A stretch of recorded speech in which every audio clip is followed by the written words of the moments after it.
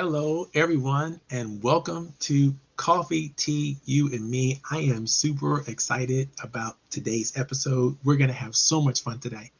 We're going to be talking about a program I developed years ago, and I'm just continuing to make improvements on this program. And the whole goal of this program is to teach individuals and organizations how to literally get what they need to encourage a large amount of participation and engagement from their people. So if you belong to a social organization, a fraternal organization, a company, or any organization that you want to think about, this information is going to be very, very extremely useful for you, specifically now that most of us are doing business from our homes, or we're doing business during the time of COVID-19. And it's very, very important that we understand how to effectively engage with one another and to make sure that engagement is as high as it possibly can be. Now, of course, studies have shown throughout the years that engagement is the key to creating a high amount of productivity within any organization or any system, especially when people are involved. And guess what? People are involved in every organization, in every system, in every country, in every political process. There's always an involvement of people. And where there's an involvement of people required, you want a high level of engagement. You don't want to make excuses for why you can't do this and you can't do that and blah, blah, blah. I wish you could. You want to be able to get the maximum amount out of people that you work with, and you want to be able to contribute the maximum amount to organizations that you belong to. Now, there's a key word there called belonging. And I want you to really think about that word, and I want you to really, really begin to process what it means to belong to a community, to an organization, to an opportunity. How do you get that sense of belonging for the things that you're involved in your life right now? What does it feel like to you to know that there are people around you who literally have your back, who literally have your best intentions at heart? It's a tremendously powerful feeling. And when it's done well, we always come back to that organization with a sense of belonging, a sense of home, a feeling of connectedness. This is critically important for organizations to be able to drive and for leaders to be able to ensure it's happening in every organization that they're with. So we're going to talk to you today about the RAPapproach. The RAPapproach is a program and a system, a strategy I put together, years ago, again, to make sure that all organizations that I ever touch with, work with, participate in, have the best of the best when it comes to understanding how to create extremely high levels of engagement in their workforce, in their organizations, and in the plans that they have. And so I'm going to read a lot of it to you today, because I don't want to make any mistakes in terms of, what we're talking about and why we're talking about it. But I'm also going to throw a lot of questions at you. So, sharpen your pencils, get your paper out, get whatever you want to write down, this information down on, and get it out, get ready to go, because we're going to be throwing a lot of stuff your way. This is going to be a super engaging opportunity, a super, responsible way to use this time. And we're going to hopefully get out of here with some great information that you'll be able to use. More importantly, if you are following me on Facebook or you're following this on YouTube, definitely look at the chat. There's information in the chat that you can download about the RAPapproach. And if you are following me on LinkedIn, unfortunately, I can't comment directly from the StreamYard application that I'm using to create a document or create anything that you want to do.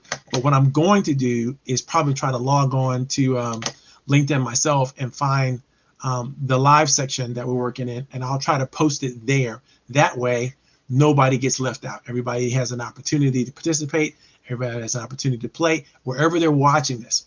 This is the first time, by the way, that I am actually going to be broadcasting Coffee, Tea, You, and Me from LinkedIn. And so hopefully that's working out. People are enjoying it, and you're able to log on, able to see it, and all that kind of stuff. If not, then we got Houston, we have a problem, right? We want to make sure we fix that. So definitely, if you're coming on LinkedIn, you can communicate to me through the chat, but I can't communicate to you through the chat. So if you say something in LinkedIn, I definitely can see what's going on, figure out how to get involved, whatever that is, and pay attention to it. But the vice versa is not the case. I can't communicate back to you through LinkedIn. So I hope that you're not having any issues or any problems with logging on.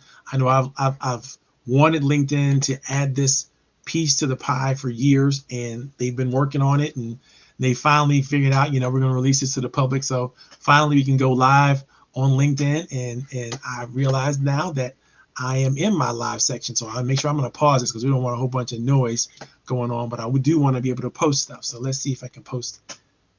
I did. I posted today's content right there. Now, what do you want to know about today's content? What's important to know about today's content is it's not just something that we're going to talk about this week. We're going to talk about the RAPapproach for the next 3 weeks. And when you look at the RAPapproach, what I want to come immediately to your mind is literally overall view of it. And if you look at the document that we put together for you guys today, right up front is a big picture. It's a picture of a group of people. And this group of people is obviously happy. They're obviously happy with themselves. They're obviously happy with each other. And they represent a really, really good, diverse group of collection of professionals that may work together or in the same organization or in the same company. But when you look at the RAPapproach and what it really means, it's really about creating high levels of engagement in any social environment. It doesn't make a difference what the environment is. It's about making it happen in any and every social environment.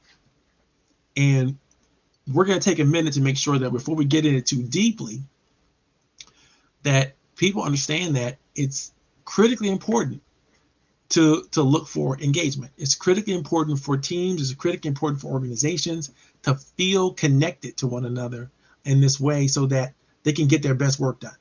And we're going to share a little bit more about why that works and why that's important after the quick break that we're going to take. And check out this wonderful video that was done by my buddy David Hoff. And you'll take a look at what I'm saying. I love this video. It's a great opportunity.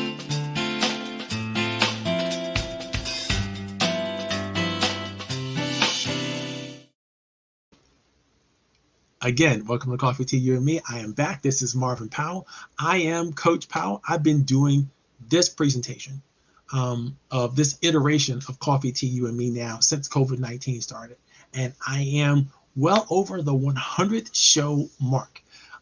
So we've done at least 100 videos over the series since COVID-19 started to help entrepreneurs, to help business leaders, to help creatives of all types begin to think about how they can do better, no matter what it is. We're talking about doing better. We're talking about increasing at three different levels, right? We're talking about increasing productivity. We're talking about increasing your focus, and we're talking about increasing your energy and bringing a tremendous amount of passion to what you do, so that what you do is literally something that you look forward to doing, literally something that other people look forward to having you do for them. If you're an entrepreneur, if you're a business professional, if you're in a career ladder, no matter where you are, you want to enjoy the process. You don't have time to waste on just getting the job done. You want to get it done with a level of perfection, with a level of excellence, with a level of high expectation, such that your contribution to whatever you're doing, I don't care if you're working on a home project or you're working on a project around the office or you're working on a project in your career or a project in your business, no matter what you're doing, you want to be able to put your best foot forward, and you want to receive the social rewards for having done so. So now this is what the RAPapproach is all about. It's making sure that people who are receiving the kind of social rewards that keep them wanting more, that help them keep coming back to the organization, to the group, to the team, help them keep coming back, knowing that there's an environment for them to grow into that's safe, that's engaging, that's fully participatory, and it's something that people are going to deal with and deal with well. I love this program, and one of the reasons why I created the program in the first place, which was I found long before the pandemic that people were basically isolated from other people, even in a shared space. And that isolation was causing people not to feel accepted, not to feel like they belong, not to feel like they are engaged, or not to actually be engaged. In fact, it was a great place to hide. Corporate America is a great place to hide your talents and gifts. If you have talents and gifts and you want to display them and you want everybody to know them and appreciate them, you know, the worst thing you want to do is get a job, because when you get a job, you're basically there to do the thing that someone else wants you to do. You know, but if you are in a career ladder, which is different than just having a job, you get a chance to express yourself. You get a chance to be accepted. You get a chance to then be rewarded warmly for your contributions, no matter what it is that you're contributing. You feel like there's an open environment where your ideas and your thoughts and the things that you want to see and do have a place to flourish. And this is key. Now, I can't stress this enough. It's key to being able to deal with some of the issues that companies and organizations and communities are dealing with all the time, and that is people are leaving in droves. Right now, all the economic indicators are coming back, and we're in a time that people are starting to call the Great Resignation. It means tons of professionals are opting out. They're leaving the workplace. They're deciding they could do something different, something better, something else other than what they might have been doing for the last 10, 15, sometimes 20 years, right? Think about what that costs in terms of intellectual property. Think about what that costs in terms of, the talent that's walking out the door in organizations and companies and so on and so forth. I have friends that I know who are, big contributors to their community. Everywhere they live, everything they do, they touch and they make things warm for people. They make it available for people, and they're really, really good at inspiring and uplifting people. But right now, they're all overwhelmed. They're overwhelmed because there's not enough others who are willing to step into leadership. There's not enough others who are willing to say, you know what, I'm willing to make some sacrifices of my time, of my energy, of my gifting and talents in order to see this organization thrive. And that's just not happening enough for organizations, as many organizations are out there that need the help. So now I want you to think about the thousands of associations and community-based organizations and fraternity organizations. And we're not even talking about the business organizations. Just talk about the service that the nonprofits may be doing in the universe, right? If those people are suffering from a lack of talent and a lack of people wanting to engage with them, why is that? And what is the cost of our society to that overall? Let's just think about it. If the Red Cross can't find the best of the best and keep the best of the best, working in their jobs, doing the things that organization stands for in order to move forward, what happens to the community? When the Salvation Army can't do that, what happens to the community? How about Goodwill? How about some of these? How about any of the national community-based organizations, right? Or national, what do they call those? Oh my God, community partnership organizations, right? That work with and inside of government entities and nonprofit organizations and for-profit organizations coming together in a collaborative way. What happens when they can't find people to do the work that is required in order for their agendas to happen, or whatever? I'm thinking about community foundations too. What happens when the national community foundations and the smaller community foundations and the grant-making organizations can't find board members, and they can't find staff members, and they can't keep quality people around long enough to be effective in what they're doing? How does that impact our society? I promise you, it's not a good look. It's not a good thing. And so we need to do better to make sure that people feel engaged. We want to make sure that people feel like their environments that they're in is a safe place for them to make contributions. Now, I know there are a lot of reasons why people don't feel engaged. A lot of reasons why people don't feel like they belong to something. And if you look at the RAPapproach, the RAPapproach is really a collective of three separate ideas that come together in how you behave and how you perform with the people that you're working with. And these three separate ideas, I'm going to come back to them over and over and over again over the next couple of weeks, all connect to one another, and they create what I like to call social leverage, and in a way that is so specific to human beings. To not use it really makes no sense. To not use the tools that we're going to share with you over the next few weeks to help you and your organization move forward and help your teams move forward, whether you are a player or a leader on the team, in the community, no matter what you're doing, whatever your contribution is, no matter where you see, understanding the RAP approach will make you better. Understanding the RAP approach and then using the tools and techniques that we're going to share with you over the next couple of weeks I guarantee it will make you better.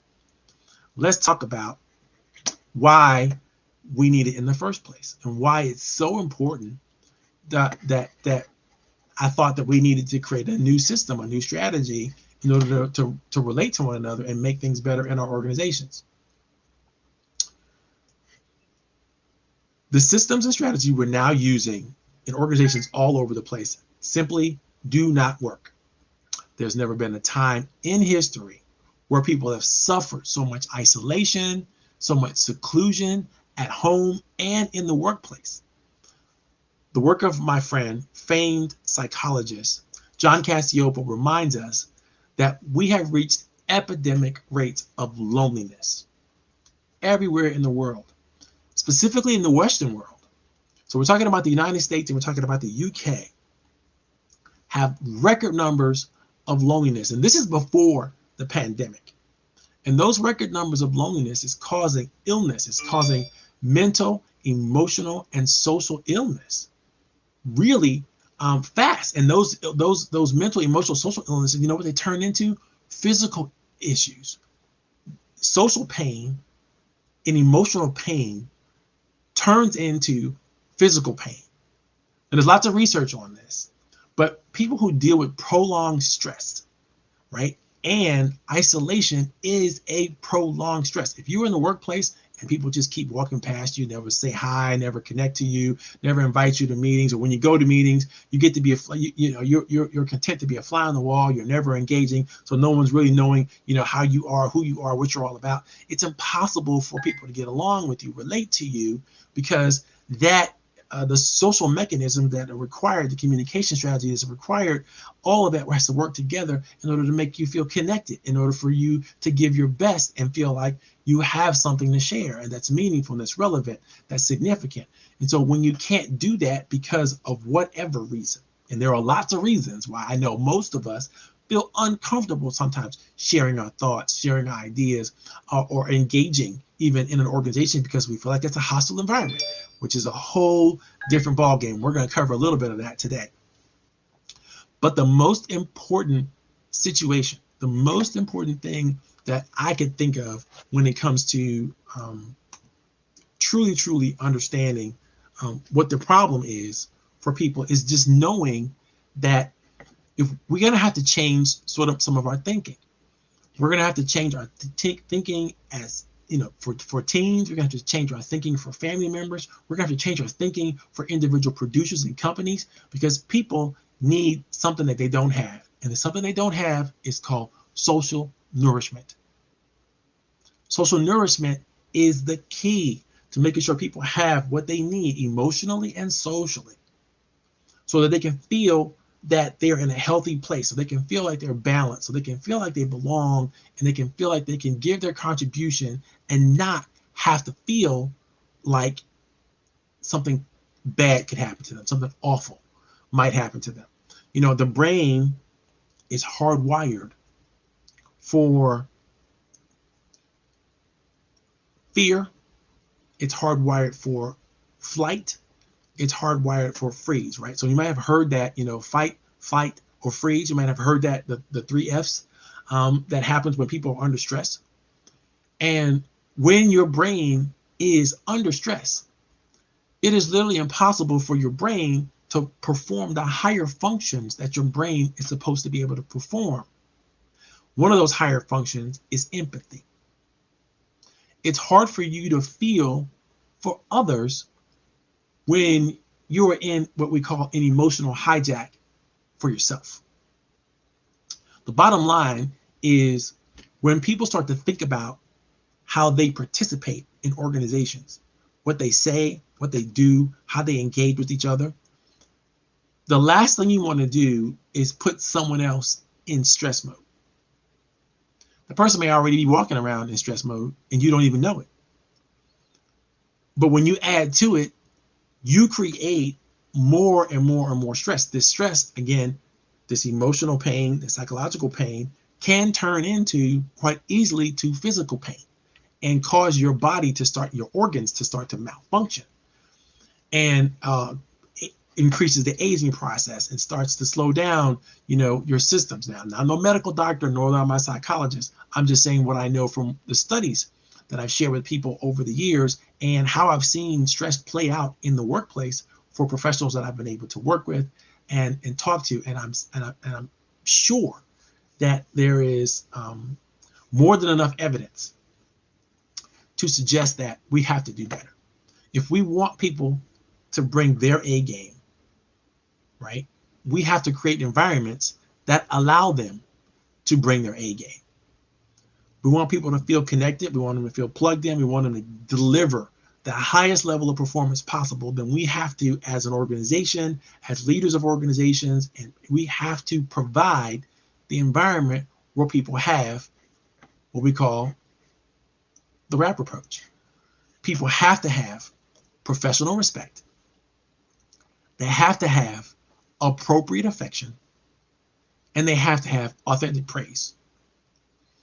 If you can create an environment where these things exist largely and they permeate everything that the organization does, respect, affection, and praise, professional respect, appropriate affection, authentic praise. When this happens in organizations, you find that people tend to thrive in those organizations and they do the best that they can. Those organizations end up having worldwide success. They end up being phenomenal places for people to work. They don't even question whether or not going to get the bump that year or rewarded that year for one of the best places to work, right? That's not even a question because people are going to make sure they're nominated and they're going to make sure that they want their organizations represented because they are so excited that they get to go to work there. They want to make sure everybody else knows this is a great place to work, right? Don't you want that for your organization? Don't you want that for your team? Don't you want people to be so excited and happy that, because they don't, by the way, they don't do it for the money. They do it for the social rewards. And once you understand what the social rewards are and how to use the social rewards correctly, then what's going to happen is you're going to get people all fired up about working with your organization. They're going to be so happy and so satisfied. Then you're going to see your recidivism rates kind of drop. You're going to see all that, costs that you would be spending trying to search and recruit and develop new people. It's going to be dramatically lost. So that means that's more money than you can put into the people you already have that are already doing the things that you want them to do. And so organizations that don't think like this that we're talking about right now, they cannot last. They're going to die. And we're going to see them get sicker and sicker and sicker and sicker, the organization itself, until it no longer it ceases to exist. Because organizations that do function in this way, the ways we're describing in this training, are going to be able to thrive. They're going to be able to move forward. They're going to be able to continue to grow. That is a paradox that I want to share with you in the RAPapproach. And it's a paradox of receiving, because respect, affection, and praise only works well when it's given and it is received. And it's given in two different worlds, right? It's given by the individual, it's given by the organization, but it's also received by the individual in the organization. So there's a perfect balance that you want to look for, right?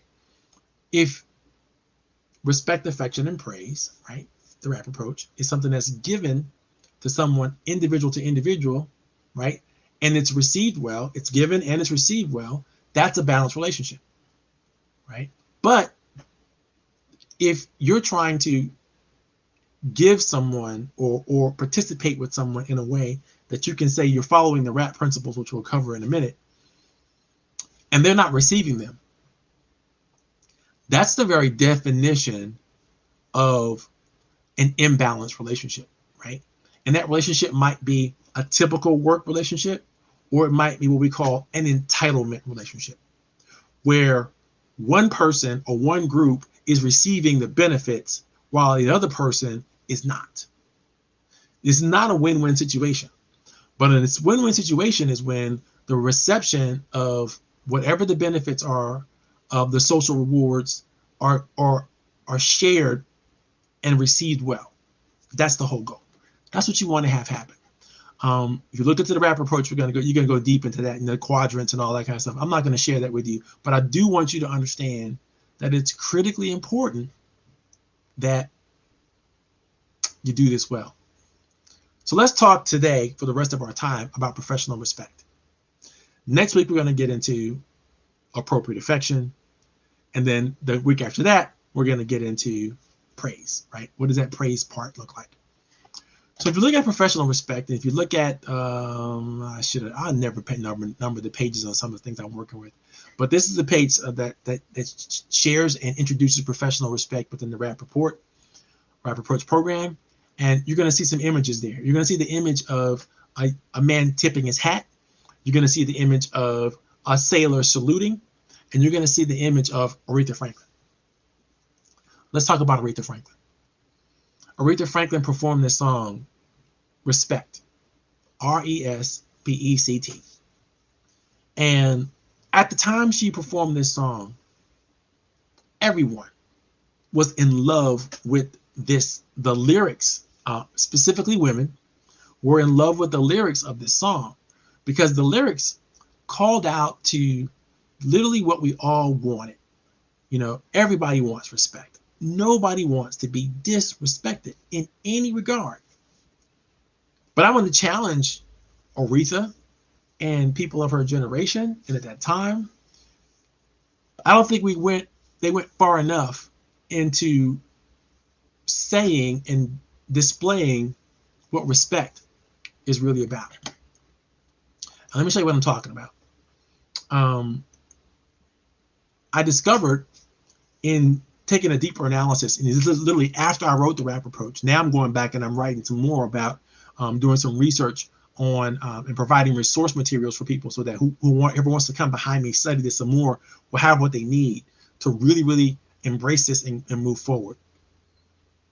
So when you think about what respect truly is, there's two definitions that matter. First definition is this one. It's about admiration. A feeling of deep admiration for someone based on their unique abilities, qualities, or achievements. A feeling of deep admiration for someone based on their unique abilities, qualities, or achievements. A feeling of deep admiration based on someone else's abilities, qualities, and achievements. It is not a general overall, I respect you because you are you. That's not what respect is. Respect is a feeling of deep admiration for a specific quality, achievement, or ability of another person. Let's look at the second definition. The second definition is a deep regard for someone else's feelings, wishes, rights, or traditions. Again, another feeling, a feeling of deep regard for someone else's feelings, wishes, rights, or traditions. Respect is huge. And if you understand what it truly means, you'll also know that it's hard to do.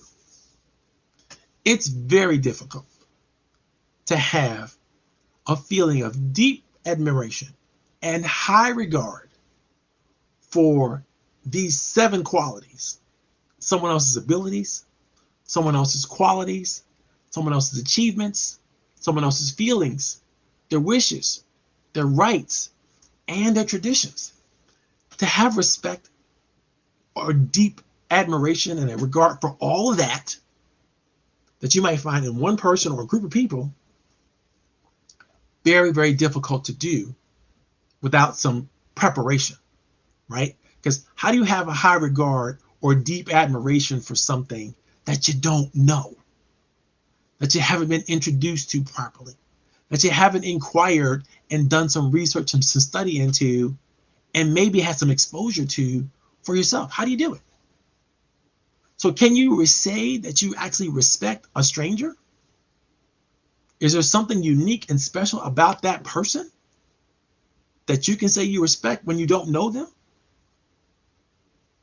It's a tricky question, isn't it? You know, how many times have people said to you, I know they said it to me on many occasions, I respect your thoughts, Marvin, I respect your opinion, but I respect where you're coming from, I like your ideas, but, you know, how many times have you heard that in your life, in your career, in your business? How many times have you have people, you know, giving you that I respect you, but, and everything they say next out of their mind says that something about me you don't hold in high regard and you do not admire. Something about my position, something about my thoughts, something about my ideas, the qualities I have, the character I have, the culture I have, the traditions I'm coming from, something about whatever I'm displaying or sharing or trying to hope you don't respect, as a matter of fact. You don't admire it and you don't hold it in high regard, which means you don't respect it. Respect means something about someone or their organization or their groups that you hold in high regard and or admire. If you can't work up some love for something that somebody shares or does or is about or comes from, if you can't work out some passion for something that, you know, that they've done or shared or achieved that you know about, then you can't then say you respect them. Now, I'm going to challenge you with this. So I know everybody said, well, I respect everybody. Heard it all. Had been there, done that. I've heard that. Yes, I respect everybody equally, right? Everybody likes to say that. All lives matter and everybody is important. And you might think that that's general and that's overall an overarching kind of idea and thought process. And it may make sense, especially when you say it. But think about how it feels to be lumped into the category of everyone else. When people say, I respect everyone, but no one gets to feel special or treated well by you. In fact, the group doesn't get to feel special or treated well by you. But you want to say, I respect everyone. Do you? And I'm not challenging this to make anyone challenge their paradigm, but I'm challenging this to make people think about what they are saying when they say they respect others. If you respect my common humanity, I can accept that, right? You can respect the fact that, you know, the genetic qualities that my parents shared with one another in order to create an opportunity for me to even be born, and the amazing process of how my cells came together and created this unique person that is me, right? Is something to be awed at. You know, really it's something to really appreciate, because it didn't have to happen, right? I didn't have to be here through that biological process of conception and birth. And I didn't have to make it through my young adult life. I didn't have to make it through my teenage years. I didn't have to make it through my childhood, through all the perils that I've had to negotiate, you know, back and forth here and there in order to figure out how to get to the person that I am now. So I could see, if you look at the gray hairs and you go, okay, that gentleman is a survivor, right? If you look at that, you go, okay, he's a survivor, and I respect that. because a lot of people didn't make it this far. A lot of people. That's an achievement, right? You can say I respect the overall human achievement that didn't require anything special of me except for the genetic workings and the social workings and the economic and environmental workings of my existence allowed me to be and continue to be, right? So that's very, very important. To be able to respect the common humanity of another person is the first key. So a lot of people say, well, I really love what I do, but I don't like people. If you do what you do for the benefit of people, but you don't like the people, you have yourself a problem. If you do what you do and you don't like the people that you work with, again, you have yourself a problem. If you can't find a way to admire, right, and have in high regard something around the people that you work with, again, Houston, we have a problem.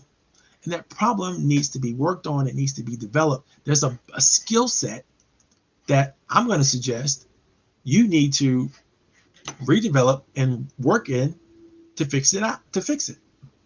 So Albert Einstein has a wonderful quote, and I love this quote.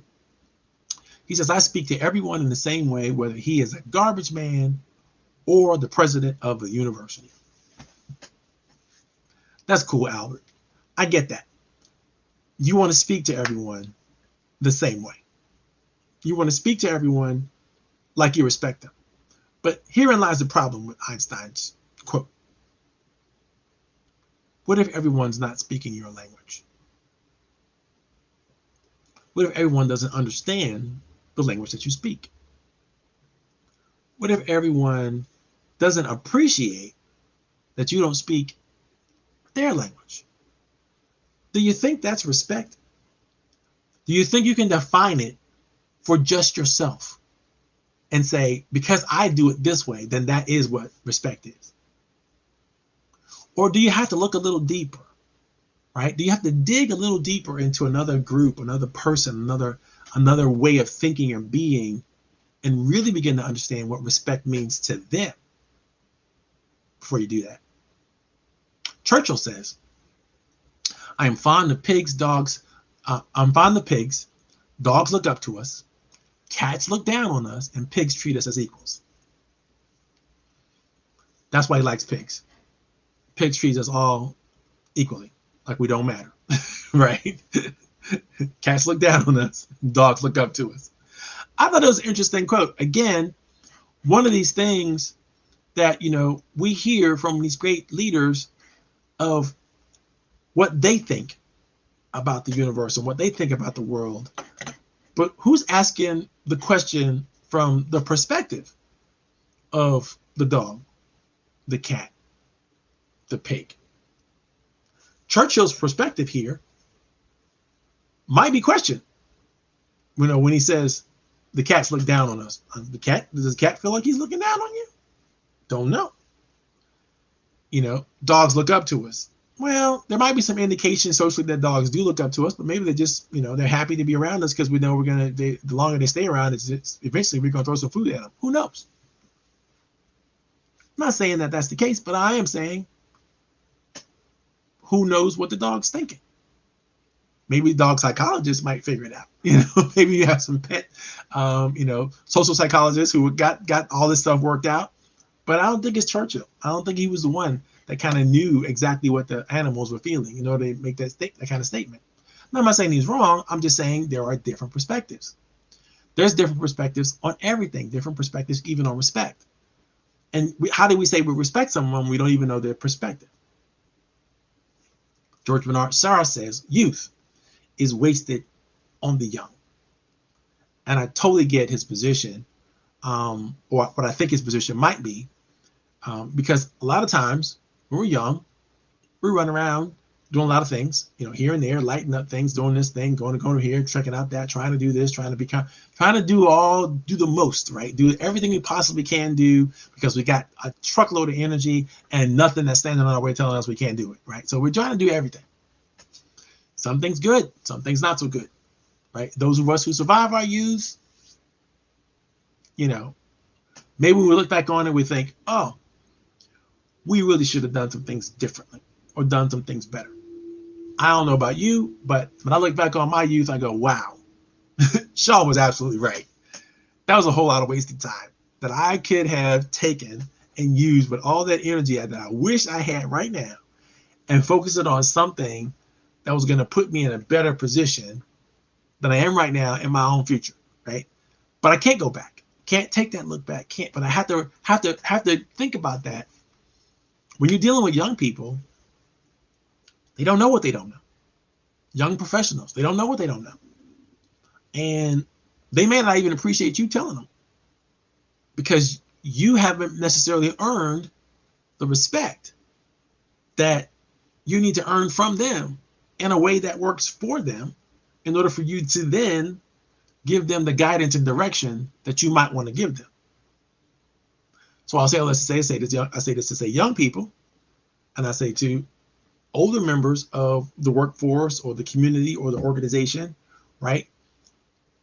You both have to work on your communication strategy so that you can make sure that you're sharing with one another what it is that you admire and hold in high regard to one another. I wish I could just throw the word respect out the window because it doesn't mean what we've always thought it to mean. It means I hold somebody in high regard and I admire them, or I admire them and I hold them in high regard. Anything outside of that is disrespect. It's not respect. Maybe there's a middle ground someplace or some word that I don't even know, right? But if the choice is to respect you or disrespect you, I'd like to choose to respect you. I like to choose to be respected by you. And so one hand or the other hand, it's clear. I listened to a show just the other day, and there was a show that a bunch of African Americans, I can't remember the name of the show, were sharing their experience. And not African Americans, there was British Africans who were here in America, and they were becoming a part of the Hollywood machine. They were doing just a great job. And some of the famous names, David Oyelowo and so many more, that came from England, studied under the Royal Academy, and were now saying they were finding better opportunities to work in America than they were to work in England. And so that's why they were here taking up all the parts that I think a lot of African Americans sometimes resent, that these people are taking up these parts and all that kind of stuff. But that was brought out in the documentary as well. But the key thing I want to mention here is one young lady in the documentary said the oppression that we as minority members face in the UK is much different than the oppression that they face in America. In America, the oppression is right up front. Basically, they know they're being disrespected. No question about it, right? And in the UK, not so much. It's kind of under the cover. They don't really see the disrespect.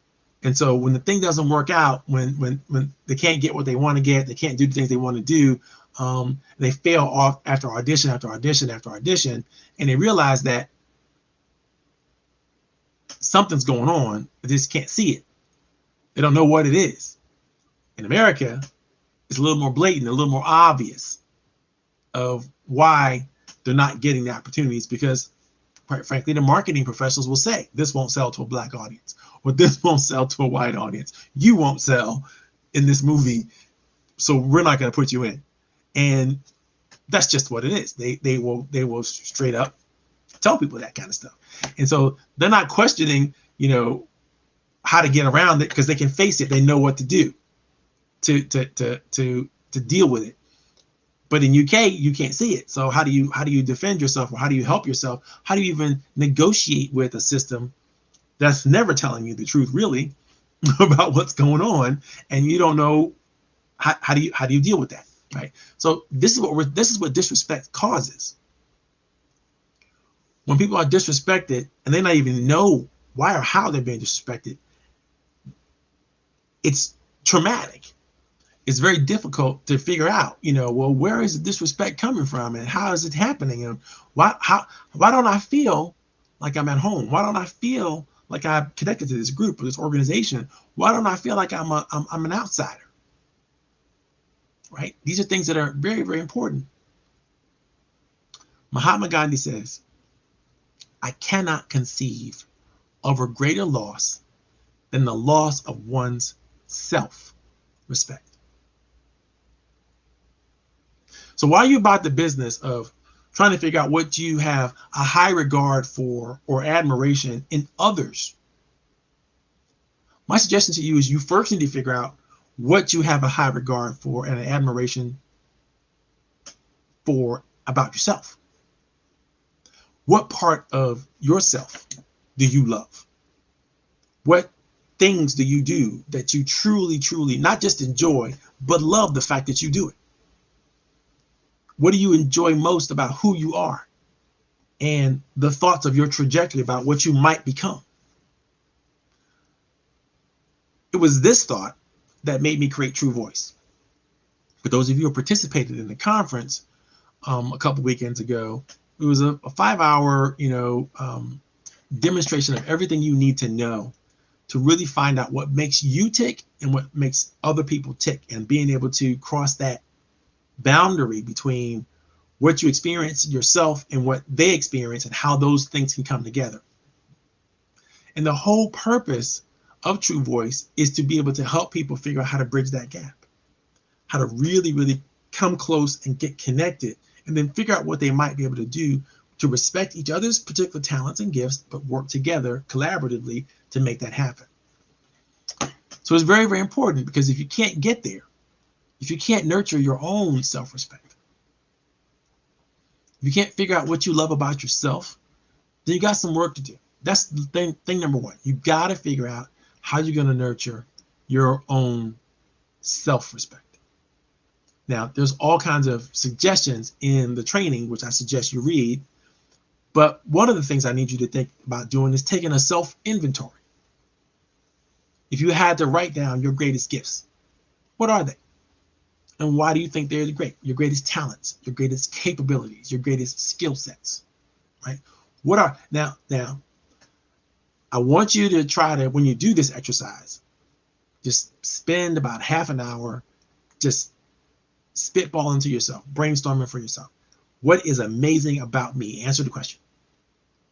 What can I do better than most people? What do I think better than most people? What do I have that's better than most people? What is it about me that makes me great? Answer that question and begin to, again, think about the be, do, have perspective, right? Who am I, right? What do I have? What can I do? Think about that. And that's going to help you with this exercise. When it's all said and done, you're going to have lists of ideas and thoughts. Some of them are going to be redundant and they're going to run together and all that kind of stuff. I don't care. Just keep writing until you're exhausted. Set the clock for half an hour and go. Get as much as you can on the page that you possibly can about the wonders of you. And then I want you to craft it into a nice little document, maybe 3 pages if you need to. Take as many times as you want, but make sure it's well written and well conceived and well organized, right? And then share it with somebody who you literally love. And ask them, what about this did you get right? And what about this did you get wrong? What's their perspective on those ideas that make you you? I promise you, your perspective about who you are and what you're all about and what you do, that's wonderful. And their perspective about who you are and what you're going to be different. And those differences are going to give you ideas and opportunities to improve, maybe ideas and opportunities, something to talk about, something to share with one another as to why you think this differently or why you think differently about that thing. And it's going to grow your relationship. I promise you, you'll get stronger if you're open to accepting the feedback. And we'll talk a little bit more about that from somebody else's. The next thing you want to do, once you've figured out, what's great about you, and then you've been able to express it in a safe way with somebody you love, the next thing is you want to start sharing it with people that you work with, people that you depend on, and they depend on you to get something done, whether that's in an organization you belong to or team you belong to or whatever. Because here's the deal. When people know you and they know you, they know what to expect from you. And when you know they know you, They know that even if you say something ridiculous, like I promise I'll do blah, blah, blah, they know that you're not going to do it. And you're not going to be let down when it doesn't happen. They know because your heart of heart, your intentions was to do the right thing or to make the promise and keep the connection and do the things you said you were going to do. I know that was your intention. However, things happen to people, right? You have family issues, you have issues that are related to, geography or budget or something other thing, and something could come along anytime you want to take you out of a promise or commitment that you might have made to somebody else or a team. And, instead of trying to come back to them going in a safe face, you can just tell them what happened, right? This happened. And they're going to go, okay, we knew you, we know you, we know that possibility existed, that something like that would happen. That's the only reason why you would say. And they give you the benefit of the doubt. Why? Because they know you. However, when you don't share the best of you, what you're capable of, what you're willing to commit to, what you want to do with others, they don't really know what they can count on you for. And they're not really necessarily good at even asking. How do we make sure that how many of you have ever sat down with somebody you work with and asked them this question? How can I get the best out of you? Right? It sounds ridiculous, right? But don't we need to know the answer to that question? So, you might not be able to ask that question directly, specifically of somebody you don't really know, right? A stranger. But wouldn't you want to know the answers anyway? So how do you figure it out? How do you begin to engage in dialogue and conversation in a way that's going to bring out the light in someone else? It's going to bring out their gifts, their talents. That's why I wrote True Voice. And if you'd like to have it, definitely hit me up in the chat. Let me know you want it, and I will send it to you. I'll make sure you have your own personal copy of True Voice. But if I don't hear from you, you don't talk about it, then you don't want it. But that's a way of it really, really sitting down with somebody and beginning to understand them in the deepest, most meaningful way possible, so that they can't ever say that you didn't know what you needed to know to truly respect them. It takes a little time, about 20 minutes, to do a True Voice interview, a good True Voice interview with someone. It doesn't have to be more than that, but now you got to be laser focused. You got to be practiced at it. I've done maybe 1,000 True Voice interviews with people over the years, and they always work, and they always make people feel understood, and they always make people feel like they're deeper and they have a deeper connection with me, which is something I can leverage. So I want you to think about that. How do you create more leverage using the RAPapproach? Next week, we're going to get into appropriate affection and all that kind of good stuff. And then we're going to start talking about the kind of praise that's authentic, because that's going to require kind of praise to do something. I want to take a break before we're going to delve even deeper into some of the ideas and notions that have come about with just respect alone. But I want to take a pulse for those of you who are out there who are listening right now. How many of you all feel respected in this way? You are admired and of high regard by those that you report to. How many of you feel like those that you work with, that may supervise you or maybe on a team with you, truly admire something about you, truly have the best thoughts about you in their minds? When they think of you, a smile comes on their face, because they're thinking of somebody who to them is honorable and somebody who is enjoyable to be around. How many of you feel like that? How many of you feel like you're receiving that gift from others? People are sharing with you. Not only do they respect you, but what is it about you that they admire and hold in high regard? I know the answers before you begin to answer, but I'd love for you, if you're willing to, put the information in the chat, where you are with that. And, I know a lot of you out there, you don't have to share if you don't want to share, but if you would, that would be interesting.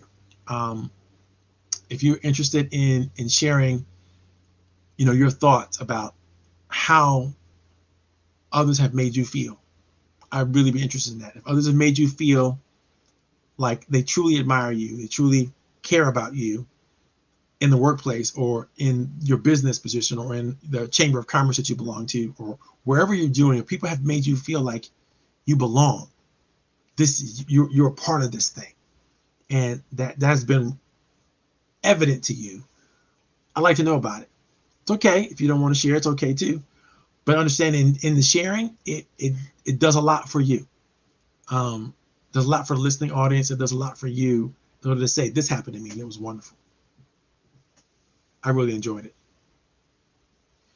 I will tell you, when I first joined a group, and I won't mention the name of the group, but it's a networking group.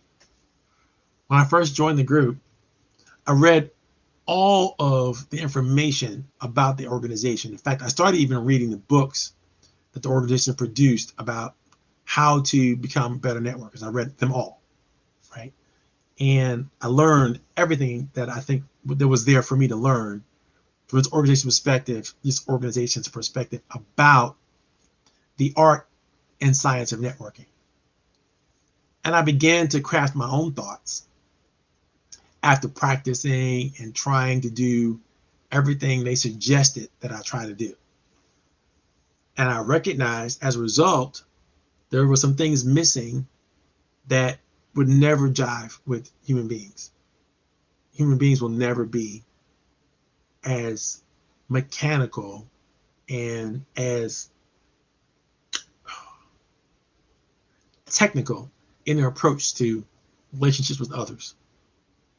Because there's something there that is very difficult to account for, easy to talk about, but different to account for.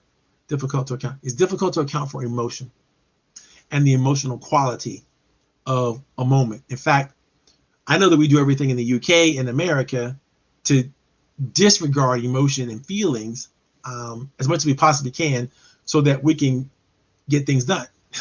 So that we can feel like we're being productive. The more we bring feelings in, now they're more cloudy, the area becomes, the more we have to think about, pain and suffering and anguish. But that's something that it really slows down the processes of getting things done, right? And I know how, if you're an introvert like me, you probably think like that, like, why do we talk about feelings? They don't matter. But they do, because humans matter and humans have feelings, then the feelings have to matter. And that's part of the problem of why we don't even know what respect is, because when we try to express it, the version that comes out of us is just this going through the motions expression. It's not the actual admiration and high regard. I remember looking at the show Hamilton. I don't know how many of you have seen the show, but it's an amazing show. And one of the things that happens in the show is that Alexander Hamilton writes letters to William Burr and back and forth. And they would sign the letters, something to the effect of, "Your loyal and humble servant." And now I want you to imagine inviting someone and challenging someone on their fundamental character, and eventually inviting them to a duel that's going to end one of their lives. And the letters back and forth and the communication back and forth always signed, "Your loyal and humble servant, Alexander Hamilton," or "Your loyal and humble servant, William Burr." Now, I recognize we're talking about maybe the early 1800s when this was going on. Okay. All right. Maybe early 1776. So maybe the late 1700s or the early 1800s when this was happening back and forth, right? I recognize that. But just think about what we now think about respect as a result of how we communicate and treat each other. Do we even think of each other as servant master type of relationships? Do we even think of each other as, I owe you something because you're a human being. I should say something that reminds you that I recognize the common humanity in both of us, even if I'm calling you to a duel. There's something to be said for the level of communication that they had when they had to stop and think to write it down, what they were actually saying versus what we tend to spit out of our mouths without very much regard for how what we say and do might impact the social and emotional lives of others immediately in a negative direction. I sit on the task force for Fairfax County to rename or potentially talk about renaming Lee Highway and Stonewall Jackson Highway, or Stonewall Lee or Jackson Lee Highway that run through Fairfax County. And the task force job is not to change the names. The task force job is to recommend the names that we want to change them to, if we want to change them at all, to the Board of Supervisors. Okay. So in this debate that we've had for weeks, I've had to hear people discuss respectfully their ideas about these names. We've had to look at the votes of countless of numbers of faces that nobody knows or recognizes, but we consider them a mass number of people who, seems like want to hold on to these names, and recognize that there is a large contingency of people that want to hold on to these names. Do I consider that action respectful? Personally, no. And I don't think there's a way to separate emotion from the discussion. I don't think there's a way to separate the pain associated with showing appreciation and regard to Civil War leaders who showed so little regard and appreciation for so many of our then slaves, non-citizen, Africans, not necessarily American, for the people who were enslaved at the moment. The disregard they showed by fighting to break away from the Union and preserve whatever way of life that they thought they were going to preserve, or whatever the reasons were that they were engaged into warfare. I can't say that that was somehow respectful. And I can't say, and again, this is just my opinion, holding on to their names on monuments or streets or anything that, again, holds them up as somebody we should celebrate and honor. I can't consider that a respectful act. In fact, it's quite disrespectful in my point of view.